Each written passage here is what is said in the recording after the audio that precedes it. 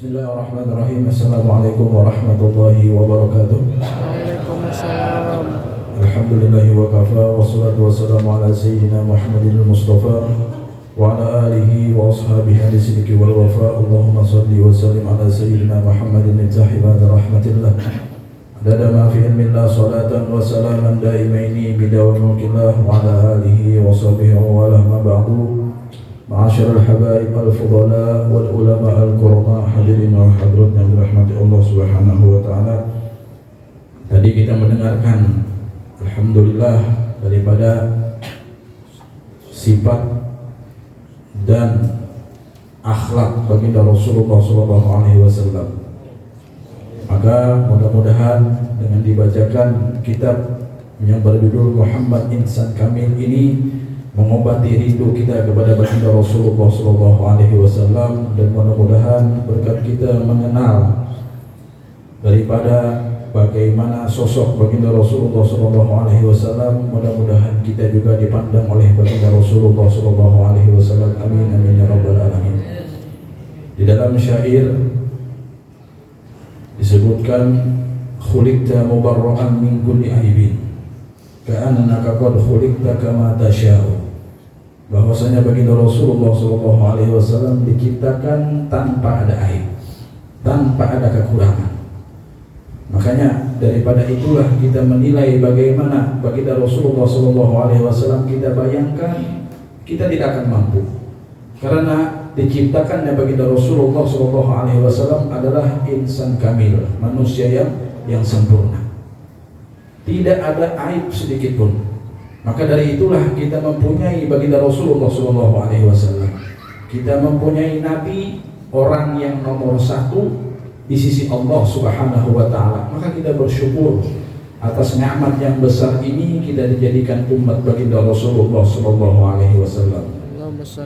Kemudian di syair selanjutnya baginda Rasulullah sallallahu alaihi wasallam seakan-akan beliaulah memilih daripada bagaimana matanya, bagaimana keningnya, bagaimana tadi dahinya. Kita disebutkan lengkap nanti, disebutkan di dalam kitab itu bagaimana cara berjalan baginda Rasulullah, bagaimana tangan baginda Rasulullah, bagaimana rambut baginda Rasulullah sallallahu alaihi wasallam.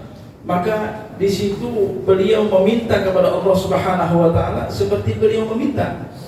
Artinya memesan, seperti kita memesan barang, kita pengen seperti ini, seperti ini, seperti ini, diciptakan oleh Allah Subhanahu wa taala seperti itu. Maka kita tidak bisa membayangkan sesempurna apa baginda Rasulullah sallallahu alaihi wasallam. Kemudian di dalam Maulidul Habsyi Sintud Doror disebutkan juga Imam Ali bin Muhammad bin Husain Al-Habsyi menyebutkan fahuwa sallallahu alaihi wasallam jami'us sifatil kamaliyah wal munfaridu fi khalqihi wa khuluqihi bi asrafil khususiyah, fama min khuluqin fil bariyati mahmud illa wa huwa mutalaqqan an sayyidil wujud. Bahwasanya baginda Rasulullah sallallahu alaihi wasallam mempunyai sifat sempurna dari ujung rambut sampai ujung kaki.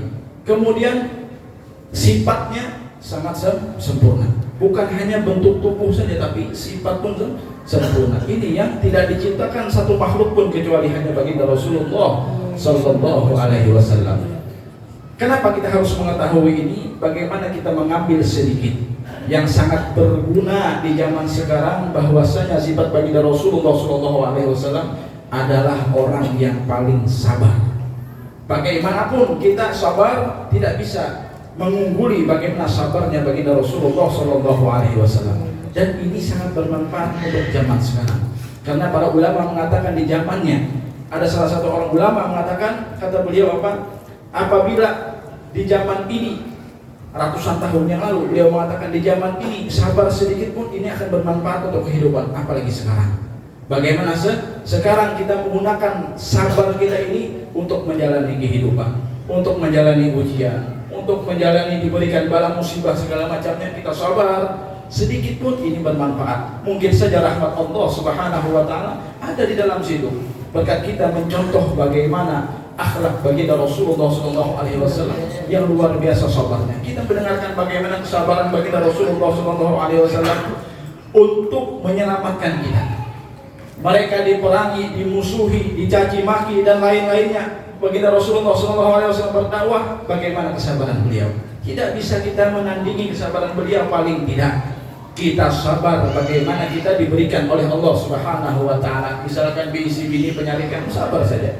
Mempunyai anak misalkan nakal, sabar bagaimana kita mendidiknya. Mempunyai keluarga misalkan sering ngomongin kita dan lain-lain, sabar. Karena Allah Subhanahu wa taala beserta orang yang sabar. Dekatnya Allah Subhanahu wa taala kepada orang yang sabar. Maka disitulah apabila kita sabar dengan ujian dari Allah Subhanahu wa taala, maka Allah akan memberikan kebaikan di dalamnya.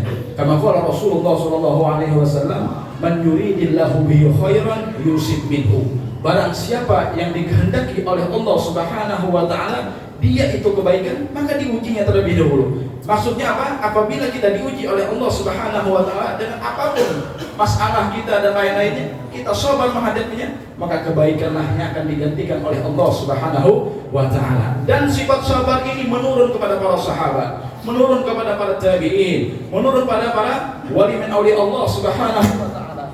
Maka dari itulah kita mencontoh sampai sekarang kita pakai dengan akhlak baginda Rasulullah SAW. Kemudian ada salah satu cerita diriwayatkan, ada salah seorang sufi, yang mana sufi ini tidak mengenal kecuali hanya Allah Subhanahu wa taala, yang ma'ruf di zaman itu, yaitu yang bernama Al-Imam Ibrahim bin Adham. Ibrahim bin Adham ini adalah wali min auliya Allah Subhanahu wa taala, seorang sufi yang terkenal di zamannya. Ketika itu beliau lewat di satu perkampungan, ada salah satu orang yang tidak dikenal oleh beliau. Di kampung itu ada orang lewat yang tidak dikenal oleh beliau. Lalu orang ini menanyakan kepada Imam Ibrahim bin Adham, "Wahai fulan, apakah engkau hamba Allah?" Lalu Ibrahim Adham menjawab, "Ya, aku hamba Allah." Kemudian orang yang tidak dikenal tadi bertanya kembali, "Di manakah perkampungan?" Lalu Al-Imam Ibrahim Adham menunjuk apa? Menunjuk kuburan. Ditunjuk sidin kuburan. Lalu orang ini bingung. Itu kata Ibrahim Adham perkampungan yang sebenarnya, artinya perkampungan yang hakiki, yang sebenarnya itu. Lalu orang ini tersinggung. Kan tersinggung. Orang betul-betul menanyakan di mana kampung, dijawab kuburan. Kan gitu aneh. Lalu dengan emosi orang ini memukul Ibrahim Adham dengan tongkatnya. Ketika memukul, berdarahlah dahi Ibrahim Adham. Ketika menahan darah tadi, bergumam, artinya bicara kecil. Ibrahim Adham, "Pukullah kepalaku ini, karena aku ini banyak dosa kepada Allah Subhanahu wa taala." Artinya menerima aja dengan pukulan ini, karena beliau merasa banyak dosa kepada Allah Subhanahu wa taala, maka pantas pukul. Seperti itu. Singkat cerita, lewatlah orang ini bertemu dengan orang lain. Mungkin orang lain ini melihat kejadian itu, maka bertemulah. "Wahai fulan, apakah engkau tidak tahu siapa yang engkau pukul itu? Engkau melakukan dosa besar sekarang ini. Engkau tidak tahu siapa yang engkau pukul itu." Lalu orang ini menanya, "Siapa gerangan orang itu?" "Itu orang yang soleh, yang terkenal di sini ma'ruf bahwasanya beliau adalah orang yang soleh, orang yang selalu di jalan Allah Subhanahu wa taala. Kenapa engkau pukul dia?" Nah, ketika ditanya seperti itu, tidak enak seorang fulan ini tidak enak, lalu mendatangi Ibrahim Adham, lalu menanyakan, "Wahai fulan Ibrahim bin Adham, aku meminta maaf karena aku tidak tahu engkau ini dan lain-lain yang disebutkan." Maka dia Ibrahim, "Tidak perlu engkau meminta maaf, sudah aku maafkan. Ketika engkau memukulku, aku sudah memaafkan. Tidak pantas," kata beliau, "ketika engkau yang membuat aku masuk surga." Kenapa? Karena orang sabar maka dijamin oleh Allah Subhanahu wa taala surga. Ketika engkau memukulku, engkaulah yang membuatku masuk surga. Tidak pantas aku mendoakan engkau masuk neraka. Kan seperti itu. Maka seketika itulah aku memaafkan engkau. Ini didikan siapa? Didikan Habibuna Muhammad SAW. Ini yang mereka contoh, ini yang mereka ikuti. Kita apabila mendengar hal-hal ini, maka tanamkanlah di hati kita bagaimana kesabaran kepada Allah Subhanahu wa taala tentang ujian, tentang bala musibah, apapun masalah kita serahkan kepada Allah Subhanahu wa taala. Mudah-mudahan kita dijadikan orang yang sabar, yang selalu dekat dengan para zuriat baginda Rasulullah sallallahu alaihi wasallam dan bisa mencontoh bagaimana akhlak mereka. Mudah-mudahan kita dijadikan orang yang selalu mencintai baginda Rasulullah sallallahu alaihi wasallam. Amin amin ya rabbal alamin. Allahumma ja'alna bil afiyah wassalamah wal hakatna bi taqwa istiqamah. Rabbana atina fid dunya hasanah wa fil akhirati hasanah wa qina adzabannar. Alafumikum apabila salah kata minta maaf. Wabillahi taufiq wal hidayah. Wassalamualaikum warahmatullahi wabarakatuh.